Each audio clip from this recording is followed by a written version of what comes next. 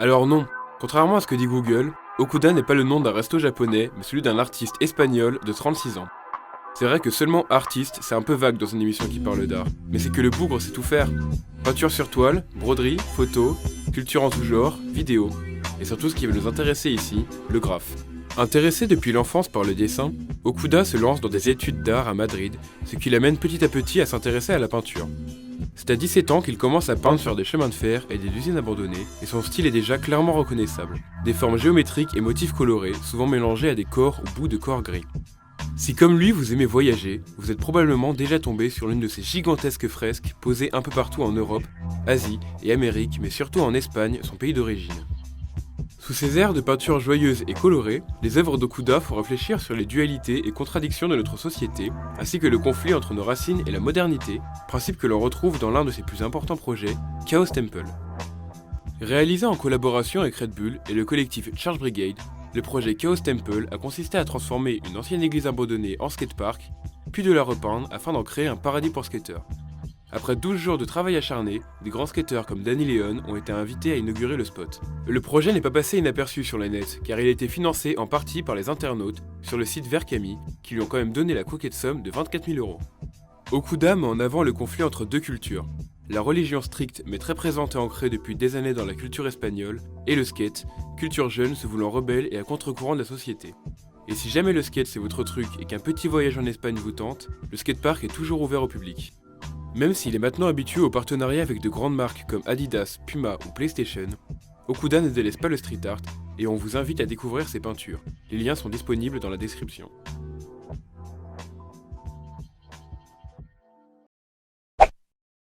Sarumawashi, le singe et son maître, est un spectacle traditionnel japonais où des singes déguisés en hommes sont montrés et manipulés pour divertir les gens. Cette pratique a inspiré Nao, artiste japonais venu étudier les beaux-arts en France, pour la conception de son œuvre Monkey Turn, comparant ces singes manipulés aux humains d'aujourd'hui, qui sont totalement conditionnés par les informations diffusées sur internet et dans la société en général. Il a ensuite décidé d'ajouter le mapping, procédé consistant à suivre des surfaces pour afficher une image qui se calera parfaitement sur ces différentes parties et qui les suivra dans leur mouvement. Ce procédé s'appelle le vidging, terme généralement utilisé pour décrire une performance visuelle en temps réel. Il fait aussi un rapport dans son œuvre avec l'intelligence artificielle qui en soi est connectée à l'être humain. Il n'était pas du tout roboticien au départ, il a dû demander de l'aide à ses collègues pour pouvoir mettre en place son projet.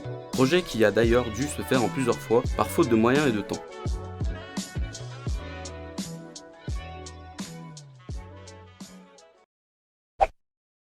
En fait, le freestyle s'est démocratisé en deux temps. En premier, grâce aux Harlem Globetrotters, c'est une équipe originaire de Chicago et ils se produisent principalement dans des matchs d'exhibition aussi artistiques qu'athlétiques. À la base des bases, cette équipe elle avait un niveau fait pour la compétition. En 1934, ils concluent la saison avec 152 victoires pour 2 défaites. Autant dire qu'ils rigolent même pas. Durant toute la saison, les joueurs vont continuer d'alimenter leur match avec de nombreuses cascades et gains dans tout genre. C'est en 1970 que l'équipe va être reconnue entièrement pour leur côté plus comique que sportif. Le streetball, c'est le deuxième pilier principal dans la démocratisation du freestyle. C'est une pratique qui peut se jouer en duel ou en équipe, c'est-à-dire en 3 contre 3 ou en 5 contre 5. C'est une variante du basketball où on privilégie les actions spectaculaires au détriment des nombreuses règles qui régissent le basket classique. C'est dans les années 1980 que cette discipline elle va complètement exploser et un grand nombre de leurs joueurs vont pouvoir accéder à la Ligue NBA. Le streetball aujourd'hui il occupe une place super importante dans le monde du basket et pour preuve, de plus en plus de tournois sont organisés comme par exemple les JO. Mais le plus connu et le plus médiatisé, ça reste le K54 qui se déroule à Paris où des joueurs du monde entier viennent s'affronter. Avec la présence de nombreux guests comme par exemple Carmelo Anthony sur l'édition 2016 ou même Caris et accompagné de grands sponsors tels que Nike ou Jordans, K54 c'est le tournoi qui a le plus d'impact sur la communauté streetball. Le freestyle aujourd'hui, il s'est entièrement détaché du streetball. En fait, à l'époque, un joueur considéré comme freestyle, c'était quelqu'un qui calait des mouvements assez complexes sur le playground.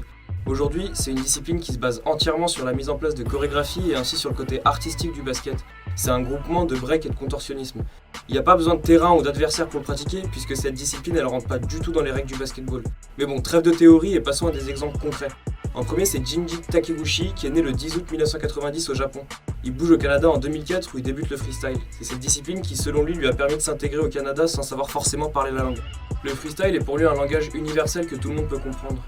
En 2008, après son retour au Japon, il est la personne la plus jeune à remporter le Japan Freestyle Basketball Battle, qui est le premier de ses nombreux titres remportés partout dans le monde. Retour en France avec Brice Coyer, aussi connu sous le nom de Brisco, qui est un freestyle basketballeur français, membre du collectif S3 Society. A la base, lui c'était un joueur de streetball et en 2007 il a commencé à taper dans le freestyle après qu'un de ses potes l'ait plongé dans ce milieu. Ce qui lui a particulièrement plu dans le freestyle, c'est le fait de pouvoir jouer au basket sans forcément avoir un adversaire et surtout pas avoir l'autorité d'un coach sur les épaules. Avec plus de 15 titres à son palmarès, Brisco est plutôt une masse dans le milieu.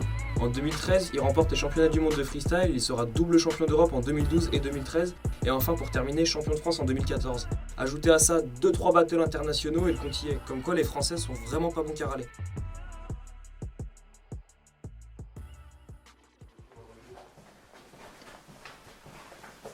Les gars, regardez ce que j'ai ramené pour la coloc. T'es sérieux? Oh, mais regarde. C'est les rats.